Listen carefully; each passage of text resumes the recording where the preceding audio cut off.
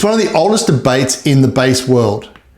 Does the wood on your fretboard actually change the tone, or is it just about the look? Today we're going to have a look at two identical Yamaha BB434 basses, the 434M with a maple fretboard and the standard 434 with a rosewood fretboard. Let's see which of these deserves a spot in your collection. And fair warning, the answer isn't as simple as bright versus warm.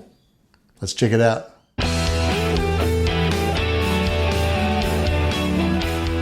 Hey, I'm Twisty, and here at TwistieOnBass we turn gear confusion into confident clarity. The Yamaha BB series is a legendary workhorse, but when you're choosing between the two, you're dealing with 7 decades of industrial history and some surprising science. Today we're going to break down the feel, the history, and the reality of each. When looking at the difference between a maple and a rosewood or an ebony fretboard, most basses purely think it's about the sonic quality. But when you're on a long gig, the way your fretboard responds to the attack, and more importantly, how it feels under your sweaty fingers, can actually change the way you play. The struggle is knowing whether you want that high-speed snap or an earthy, rounded foundation feel under your fingers. Now, like most gearheads, I used to think that my tone was purely about my amp settings. It wasn't until I started playing around with a maple fretboard on a bright stage that I realized that the fretboard is actually the lens your notes pass through before they even hit the cable. Fingers, fretboard, bass, magic happens out the back.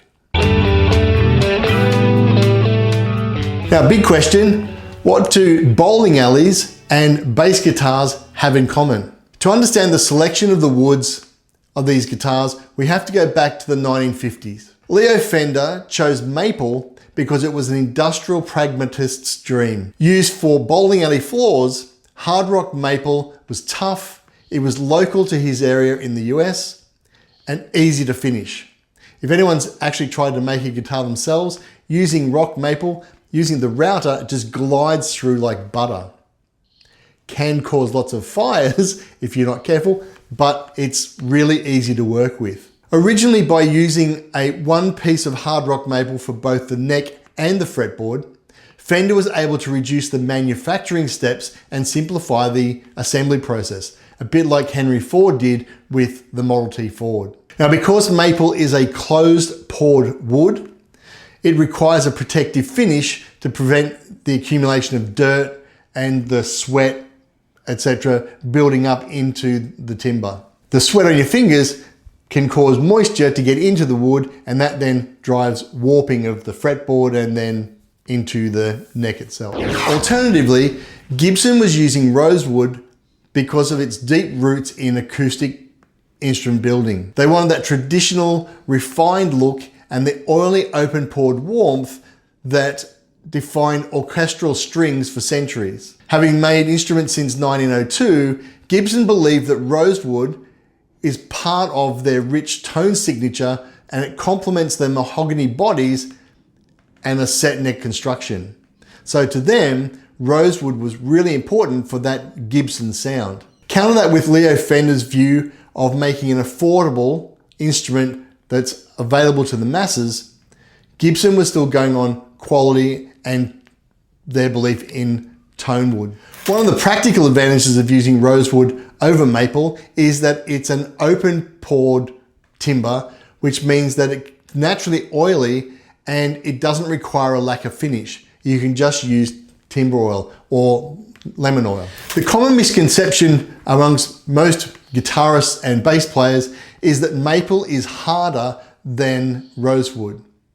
But that largely comes from the feel of the lacquered finish on the maple boards. Rosewood is actually a harder timber than maple, and it's more capable of withstanding the abrasiveness of metal strings moving over the frets and wearing it down over time. Now here's a fun piece of history. Leo Fender didn't actually switch to rosewood in 1959 because of the tone.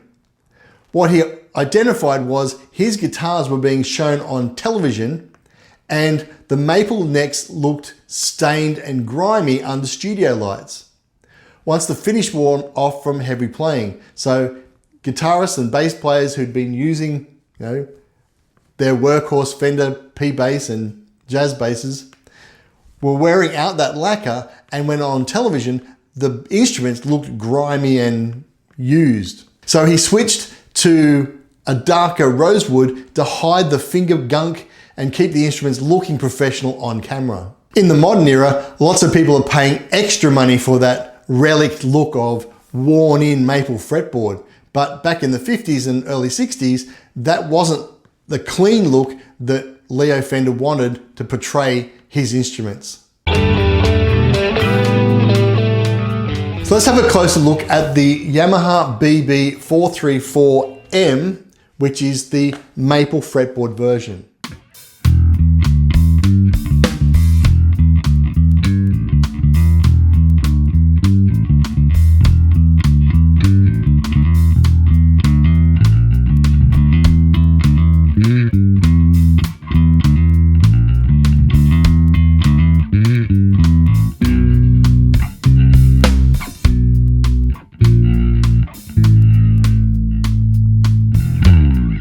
Like its brother or sister, it has a mahogany body, it has a maple neck with the skunk stripes, which are there to fill in from putting the truss rod in the same way Leo Fender used to do that.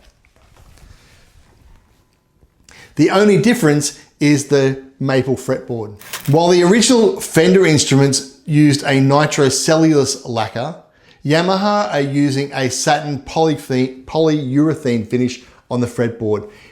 This makes it really feel slick and fast and easy to glide your fingers over. It's great for doing bends and tremolo on the fretboard. Feels fast. Sounds bright. So if you're a player who's looking at fast technical lines, that lacquered finish can give you a little bit more speed over the fretboard. With the maple fretboard, you want to avoid oiling the neck or the fretboard, because all the oil is going to do is it's not going to penetrate through the lacquered finish, and it's just going to leave gunk and grime, and it'll build up around the frets. So all you need to do with the maple fretboard is just wipe it down after every gig. When we look at the standard BB434, it has a rosewood fretboard. Again, everything else is the same: mahogany body, maple neck, same skunk stripes, everything identical, just the fretboard is different.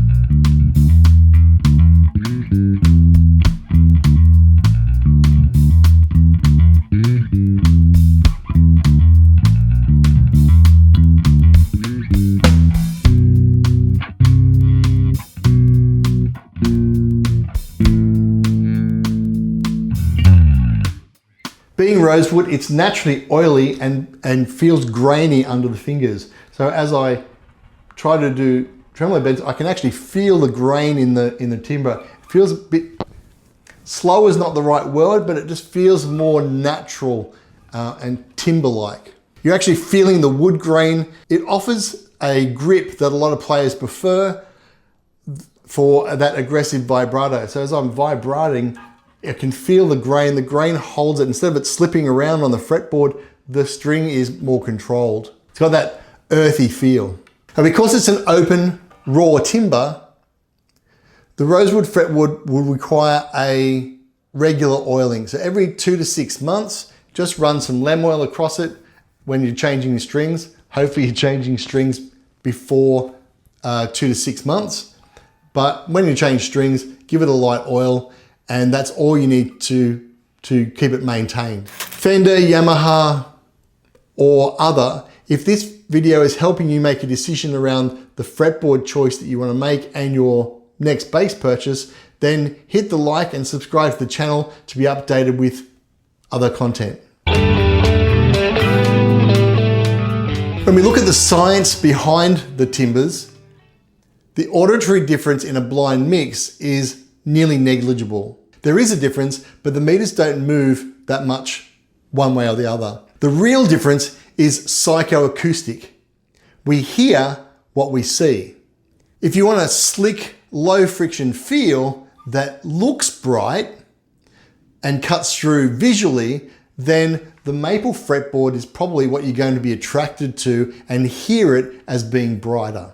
But if you want a tactile, grippy feel with that vintage rounded aesthetic, then the Rosewood's going to attract you to playing more than the maple does. So in that case, get the standard BB434, then the maple. You'll probably also find that the standard Rosewood fretboard is more available and in more colors than the maple. Like everything with bass guitars, don't buy the one that you think sounds better. Buy the one that makes you want to keep your hands on the instrument and makes you want to play. My personal preference is I like the look and feel of the maple. I've got a couple of Rosewood basses, but my preference is the look and feel of this maple fretboard. So to me, it makes me sound like a better bassist than the Rosewood. The reality is I'm the same level on both. So let's have a listen to the maple. I've got the neck pickup all the way up. I've got the bridge pickup all the way up, and hopefully it's in tune. And so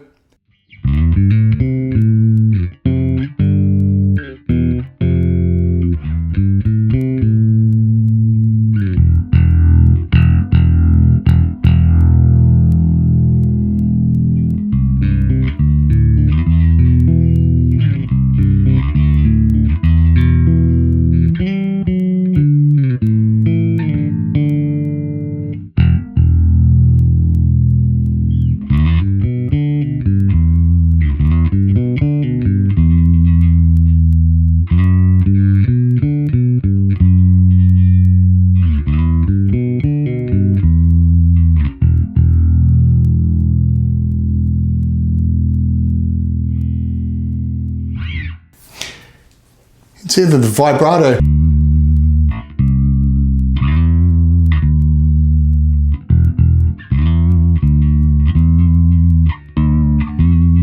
The vibrato is pretty clean, very smooth.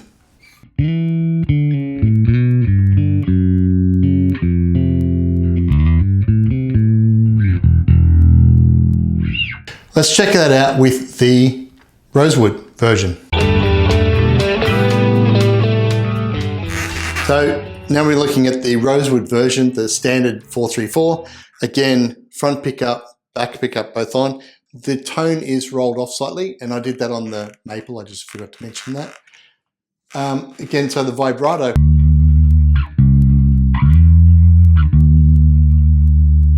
It is very squeaky strap. Sorry about that.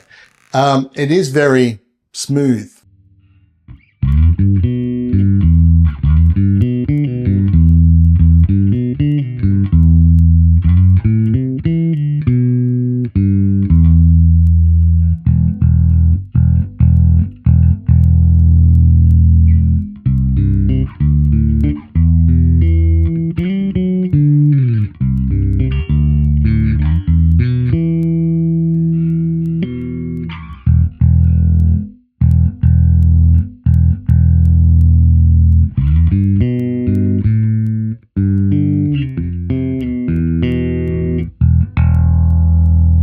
So to me, it does sound warmer as opposed to brighter.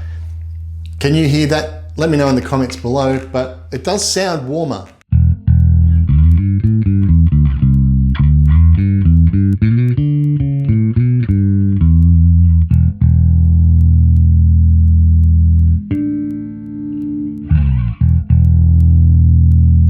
Again, identical bass, except the only difference we're listening to is the changing the fretboard. Whether you go for that maple snap or the warmth of the Rosewood, mastering your signal chain is what makes it professional. If you haven't already, sign up to the community through the link in the website below and get access to the community where we have free guides and Helix tones and other advice for you to get your tone and your bass rig where you need it to be. Having said that, if you're looking at the BB series, check out this video next. Catch ya.